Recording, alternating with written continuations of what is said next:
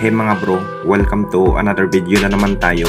Barangay Nibra, big trade, player na bibitawan sa kupunan ng Barangay Nibra. Yan mga bro, pagkatapos mong i-subscribe ang ating video, i-click ang notification bell para lagi kang updated sa ating sports balita.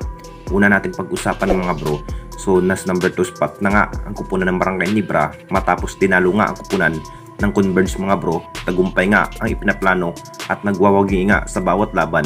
Gaya na nga sa naging laban ng Converge mga bro, advantage na rin ang kupunan ng Barangay Nibra at pasok na sa playoffs na may 7 win at 3 losses sa kupunan ng Barangay Nibra.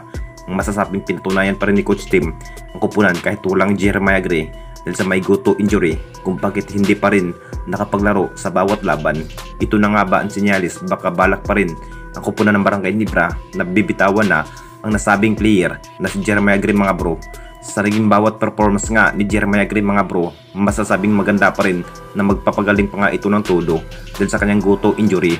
Dahil mas lumala pa nga ito kung ipinaglaro pa nga ba ito ng Barangay Nibra. Marami pa rin ang nagsasabi mga bro na bibitawan na ang nasabing player na si Jeremiah Gray dahil sa may goto injury kung sakaling bumalik pa nga daw ito at maiiba na nga ang kanyang ipinakitang performance sa bawat laban.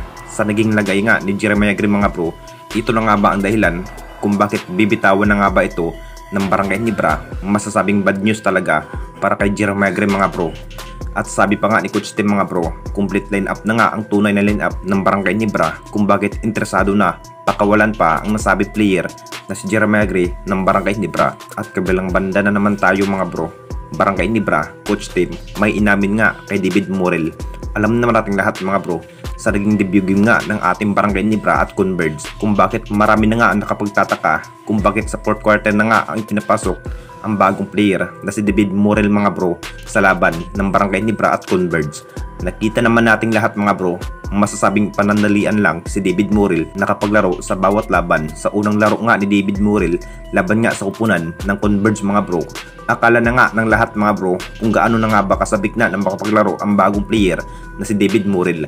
Sa sinabi nga ni CTC mga bro, alam naman nating lahat bago pa lamang nga si David Morel sa kupunan ng Barangay Nibra kung bakit hindi na nga ito nabibigyan ni Coach Tim na makapaglaro nga sa loob ng basketball court dahil hindi pa rin kabisado ni David Morel sa bawat role nga sa kupunan ng Barangay Nibra. Mas maganda pa nga na mag-iinsay pa nga ito ni Coach Tim si David Morel para kabisado nga ang kupunan ng Barangay Nibra dahil may katangkaran na nga ito bilang forward pamalit nga sa highline forward ng Barangay Nibra na si Jimmy Malonzo mga bro.